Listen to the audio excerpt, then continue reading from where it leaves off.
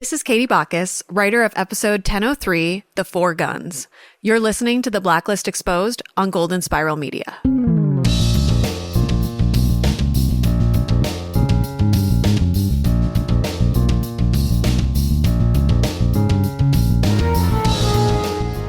I guess you really can never judge a book by its cover. Welcome back to the award-winning The Blacklist Exposed podcast. Greetings, one and all. I'm Agent Troy Heinrichs, and I am flying solo this week here on the show as Aaron is attending the South by Southwest Festival, where he saw the new Dungeons & Dragons movie before any of the rest of us, and he said it was pretty amazing, even if you're not a Dungeons & Dragons player. So you can check that out, I think in 2 weeks, I believe that comes out. Anyway, thanks so much for joining us yet again here on the Blacklist Exposed. The final season is underway, and we're talking about number 199, The Four Guns, tonight, written by Katie Bacchus and directed by Matthew McLuda. Show notes and other intel for this episode of the Blacklist Exposed can be found at theblacklistexposed.com. Well, if you're new to the show and chiming in, glad to have you here. The way we do the show is we have our profiling question of the week, which closes up shop from some things that we talked about the week before. Then we move into the case profile, where we'll talk about the four guns. We'll also talk to you, the fans, about some thoughts you had as well as we get towards the end of the show. But last week, we asked you if Red was going to continue to meddle in Agnes's life. And you guys are no fools, I'm telling you, because 92% of you said, duh, yeah, Red can't stop himself. Apparently, he is never going to change. He helps people whether they want him to help or not. I mean, just ask Robert Vesco this week. The other 8% are apparently watching a completely different show.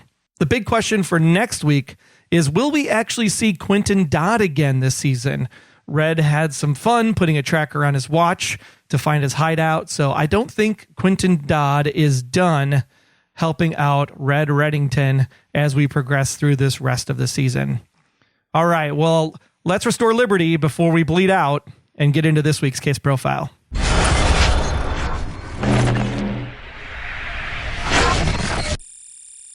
Apex predators that pick pockets are on the loose, and Cynthia Panabaker is a target as an assassin takes a shot at her while Cooper visits her on the campaign trail.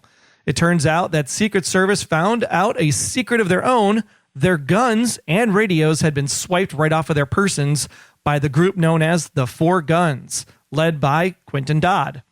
The Four Guns were hired by the real focus of the episode, one Lucas Roth, a former Secret Service agent that was ousted 1 year before official retirement age because of the corruption in the organization that he wanted to stop.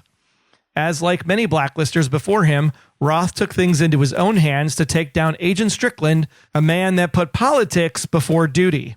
In the end, Panabaker is the one that got the upper hand, taking down both Roth and Strickland with the fastest gun in the room, earning her the title of Cynthia Six-Shooter Panabaker. Well, here's my hot take on this week's episode, everybody. I think that what we're dealing with here, number one, is a very good standalone episode, very Blacklist-like, very formulaic, right? We had a pretty cool cold open, check. Then we had, obviously, the case in the war room being handed down from Cooper, telling everyone what to do. Check. We got information given to us by Raymond Reddington from a very interesting place. Also check. And then we found out that the blacklisters that we're actually chasing down aren't really the thing that we're actually chasing down. So that's another check. And we got Red obviously getting something out of this at the end of the day, which was following Quinten Dodd to his hideout eventually and possibly using him again in the future. So all the makings of a very typical Blacklist episode. However, I think the challenge that we're facing here in season 10 is that we are now, 19 episodes away from the very end of the show. And there are some of you in the audience that still feel like you haven't gotten the answers that you want to get. So why are we doing these kind of one-off standoff episodes other than obviously we're setting up something for Robert Vesco to show up later in the season, maybe even as early as next week? And that's fine, but I think we really need to start pushing the envelope forward and making this more serialized as we move into the end of the series for good. So great episode, really enjoyed the concept and the content, but I think part of the challenge with the Blacklist in season 10 is going to be holding the audience's attention for another 19 episodes if we don't start actually moving towards an end game where we can follow that context. Now, in regards to the Secret Service concept for this episode, I think this is really interesting that politics would be able to wiggle its way into an organization that is strictly there to protect the people that they're protecting in order to protect democracy. And this concept, I think, came from an article that was done in the Atlantic or thereabouts about what all happened with the January 6th situation at the Capitol building, because there were actually people in the Secret Service that had text messages deleted from January 5th and January 6th, the day before the attacks on the Capitol happened, when they were trying to certify Joe Biden's victory in 2020's presidential election. Now, obviously, there was the internal auditors and everybody, and nobody really found anything that was going on in this situation. But really, at the end of the day, it was kind of interesting to see that the Secret Service agents were actually dismissed after Trump's presidency because they felt that they got too close to Trump. And because of that, they wanted to put all new people on Biden's detail because they were afraid that there might be an assassination attempt from the inside. Now, that is some really crazy stuff, and I can't believe that this is where our country, I live in America, where our country is going right now, but I can see how this would make a very interesting story to explore for a television show like The Blacklist. So I really find it awesome that we were able to make a story out of actual news that seemed different than like rehashing what's actually in the news. So this is great where we, like John Bokenkamp always said, we pull from the headlines and bring that into the forefront, but we don't actually talk about the news itself.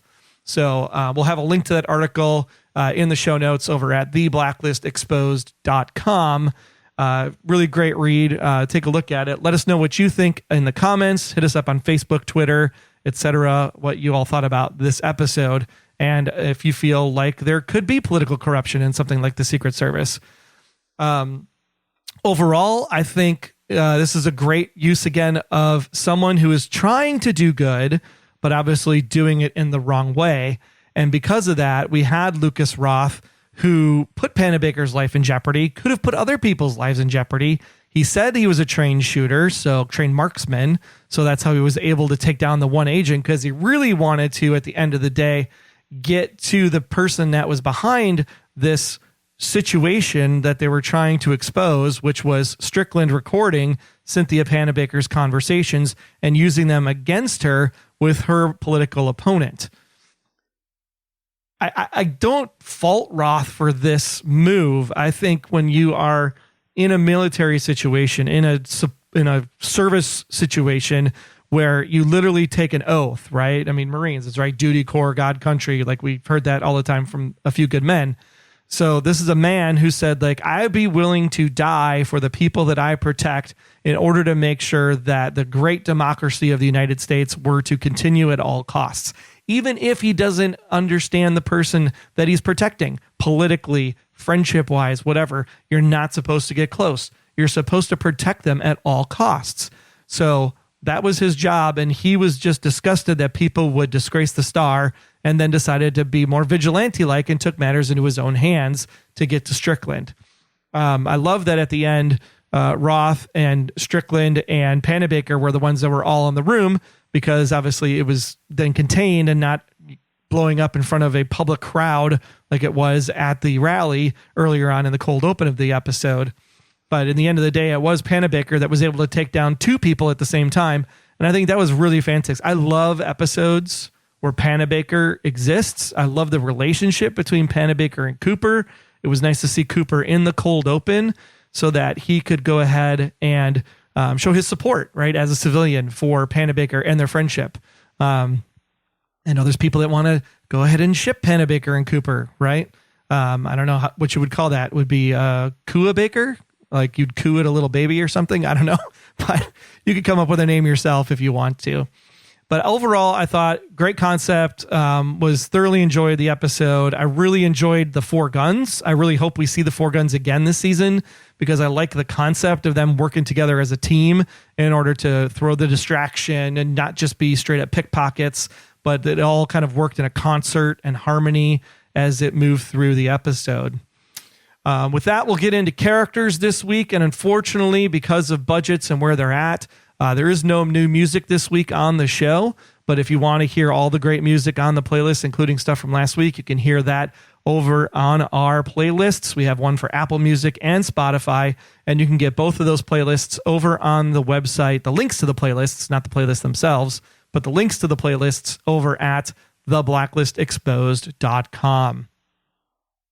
On the characters this week, there isn't really much to chat about other than people's drink orders, I guess. Interesting that an MI6 agent has become the person that's the coffee runner, or in this case, the tea runner. And we found out that Dembe drinks his tea plain and hot, straight up. And he's one that's actually teamed with Sia this week to be out in the field. But we don't see a lot of Dembe and Sia working in the field together, unlike last week where we saw Sia and Wrestler working together in the field. So I think that would have been interesting to see more field work and build the Dembe and Sia relationship, which did not get that this week. So hopefully we get to see more of that in the future. I thought Dembe sitting across the table from Roth at the end of the episode, I think that was a real stroke of genius because you have this man who spent a lot of time protecting Red and standing up for Red and doing what he needs to do. And the fact that he actually was like, I'm here to protect you. I'm not here to be your friend, even though they got close over the years. But he was willing to leave Red at one point. So he understands Roth's point of view about not getting personal in the job and being willing to take a bullet for somebody. So to have the two of them have that conversation at the end of the episode, I thought was really an awesome way to do that, rather than have Wrestler be in there or Sia be in there, to have Dembe relate to Roth in that closing conversation. Very, very good call on the writer's part and the casting part to make that happen. Cooper, as we mentioned, visits Cynthia on the campaign trail, and he's just barking orders and kind of help find her attacker. He was more prominent last week, obviously, with the Agnes story with Red. So it makes sense that Cooper would kind of be on the back burner this week. He does not get a drink order, by the way, because obviously, they're tipping him back in the office. Wrestler, he prefers a sweet tea. And again, here we go, guys, right? Missing Liz, pointing to the empty chair. Yes, Liz still in the show. Very front and center, although not be it physically. And of course, he's going to be the one that's going to tag along with Panabaker, be the good Boy Scout, be the good agent, so I can be there to witness what's going on and stop the person that's going to shoot Panabaker. And unfortunately, we find out that he actually needs 2 sets of handcuffs at the end of the day to bring everybody down, because he didn't do much of anything this episode either. Now, Sia, she loves sweet tea with milk.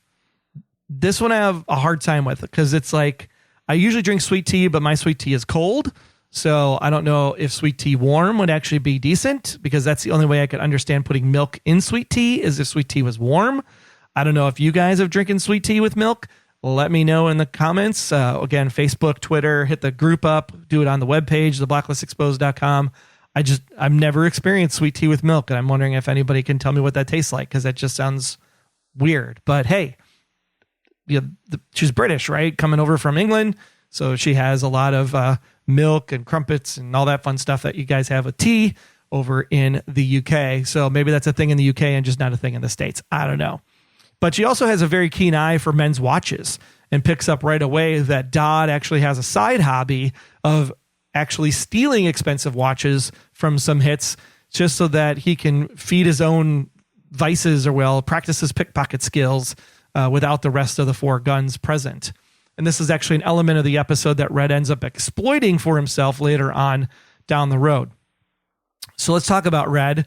Red is cleaning up his act, sort of, I guess, by moving into the New York City public bathhouse. This is his new hideout, I guess, for the season. Down there, the place should be condemned, Cooper talks about. I think it's an interesting place for a guy who's now by himself, right? He doesn't have the sisters. He doesn't have Dembe. He needs to hide out someplace where nobody can really find him. And I think that this is a cool way and a cool place to meet certain people. And it gives a little sense of New York, right? Because this is obviously where they're shooting versus focusing so much back in DC. So I think we're going to be seeing a lot of stuff happen in New York for Red's new place that he's hanging out in the future of this show. He's spinning a tale to Cooper. He talks about the name 4 Guns and why they're called the 4 Guns, because it comes from the Yiddish term Gunneth, which stands for thief. And again, the 4 Guns are 4 people that are this kind of theater troupe orchestrating pickpocketing together. I just thought that's a really cool tie-in that we got to learn why the group was actually picked their name. Red also really has no focus on the case this week at all. He gives Cooper the information, and then Cooper and the team is off and running because he has other plans, right? He goes to go find and purchase an old book. And these old books, I guess the binding and the covers and in the font, as they deteriorate over time because of the age at which the books were made, they actually have arsenic in them. And then the arsenic degrades and gets worse in those bindings over time. And so he is saying that this book is actually going to another friend. And what's really interesting is that friend happens to be good old Robert Vesco, who is in jail from the last time we saw him. And this book then gets to Robert Vesco's hands. And as Robert Vesco is reading this book, which is Oliver Twist, which is an old gentleman teaching a younger kid how to be a thief, be a pickpocket. So a great tie in there with the book choice. But the option here is that he gets the arsenic on his hands, and then as he licks his finger to turn the page, which is obviously a great stroke of genius, because that's what most of us do when we turn pages in a book, even though it's disgusting. We shouldn't do it because it ruins the pages, but it is what we all do. So I love the fact that he put the arsenic then in his mouth, which causes him to have a breathing issue and a breathing challenge inside of jail. This is all part of an elaborate plan, we find out, because as Vesco goes and gets treated in a hospital, Red has actually gotten in touch with Quinten Dodd and now is actually working with Quinten Dodd in order to break out Robert Vesco from the hospital, which is much easier than trying to break him out of prison. And so the four guns go to work and they do some song and dance in the hallways, distract the police, distract the nurses, and they're able to break out Robert Vesco, who is super apprehensive about getting in a car with Raymond Reddington, because obviously Raymond Reddington could have killed him, 5%, 10%, 15, maybe 25% chance. But Robert Vesco is A-okay, and he goes and drives off with Red into the sunset. And because most likely they're probably going to go on a treasure hunt together, as Red gives him a gift of Treasure Island in a new book. So again, hopefully we see Robert Vesco again this season. Maybe it's even as early as next week. I love Robert Vesco. Stacey Keach is amazing playing the character. And I think that just the two of them together is a lot of fun. So I hope that if they do have an episode together this season, it's just a really fun episode, like the ones that Vesco has been up to this point. But at the end of the day, Red got Vesco out. Panabaker was spared. The corruption in the Secret Service was halted. And Quinten Dodd has Red's watch. Yes, Red actually knew Quinten Dodd would steal his watch. So he planted a tracker in the watch. And that is going to lead Red straight to the hideout of the four guns and Quinten Dodd. That's why I don't think personally we have seen the last of Quinten Dodd on season 10, the final season of The Blacklist. Well, that is this week's big show, but we got more to talk about from all of you, the fans. We want to take a quick second to say thank you to all of you that are supporting the show by going to Patreon. That's Patreon, patreon.com/theblacklistgsm. We want to send out a special big thanks to our honorary Blacklister, Patricia. Also special shout outs to our task force members, Marilyn, Cindy, James, Jens, Joanne, Johnny, Justin, Karen, Catherine, Sharon, Lacey Ann, Vanessa, and Emily. All of those task force members get cool gifts from us, and you can get a cool gift too for like a t-shirt or a coffee mug with the Blacklist Exposed logo on it. I know you want one. You don't have to stay at the $20 level forever, just a couple months to cover the cost of the gift and show us your support, and we'll send those out to you after month 2. We'll also have our $5 level. If that seems too steep, the $5 level gets you access to the podcast before anybody else, just as soon as the show is over. So head on over to Patreon. That's patreon.com/theblacklistgsm. Go ahead and hit the $ in your podcast app, fill the fedora on the website, and let's go ahead and support the podcast and keep us going right up to the end of season 10. Stay tuned. Much more show coming up right after this. What if you could live your life without limits, where every desire you ever imagined could be fulfilled? Experience Westworld, a show where every human's dark side will be revealed. After watching each episode, listen to Beyond Westworld, a podcast featuring humans and hosts from around the park, diving deep into HBO's illustrative narrative. Every hero has a code, and so do you. Download your itinerary and the show at beyondwestworldpodcast.com or your podcast app of choice. Hey, Dembe Loyals, this is Hisham Tawfiq. You are listening to Blacklist Exposed on Golden Spiral Media. All right, Special Agent Intel, here's some thoughts from all of you in the fan community. Benjamin actually had a pretty hot take this week, and I'd love to hear your thoughts on this as well over on Twitter, Facebook group, comments on the website. Let us know if you think Benjamin is onto something here. But Benjamin said, I have a feeling that at the end of the series, we're going to see Agent Malik actually killing Red and taking over his organization. Almost like this world took my mother, so I'm going to take this world. That's an interesting take, Benjamin. I kind of like it, actually.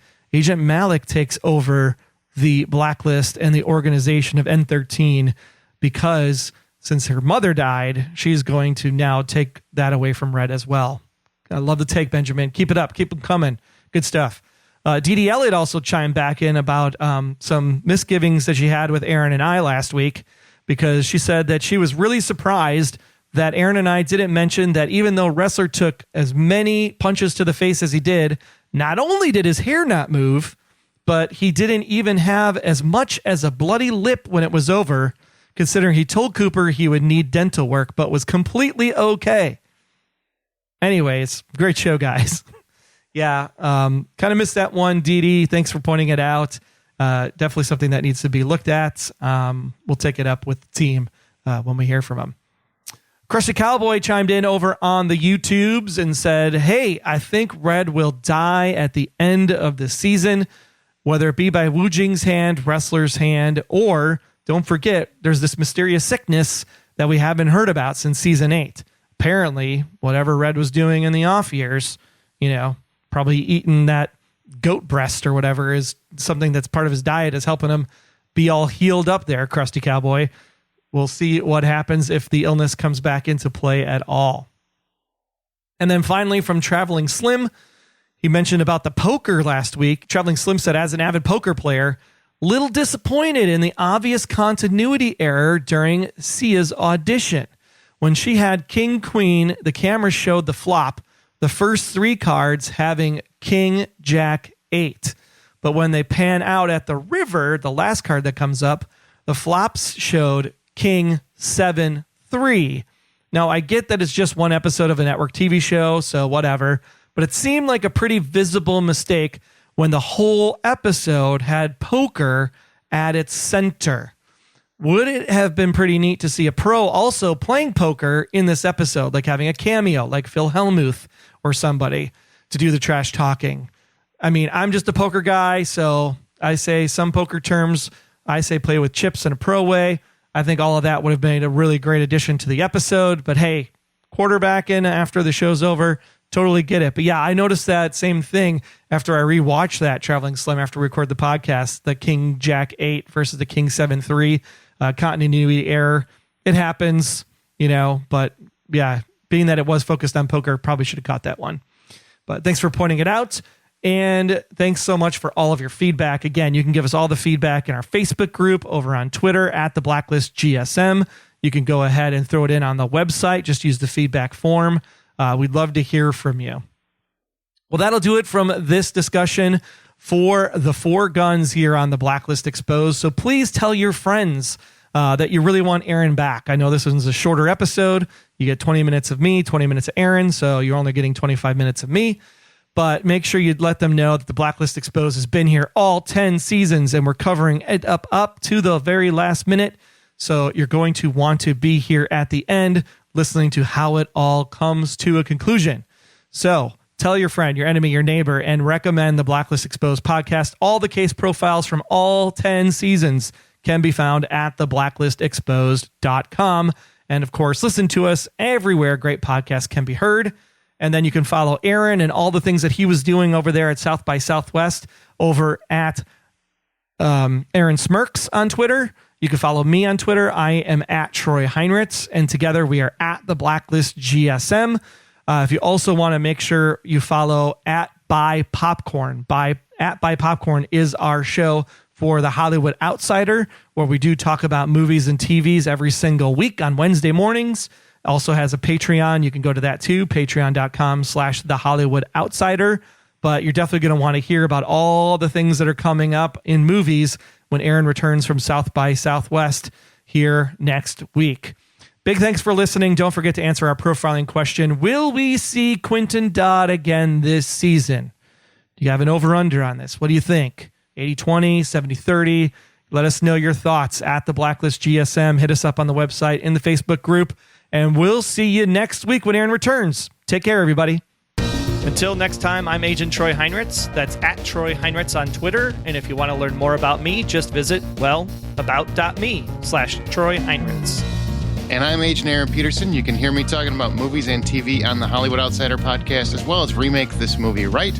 We are available at thehollywoodoutsider.com or on Twitter at 5popcorn. Be sure to subscribe, download the app, submit your feedback, but most importantly, keep yourself off of the Blacklist.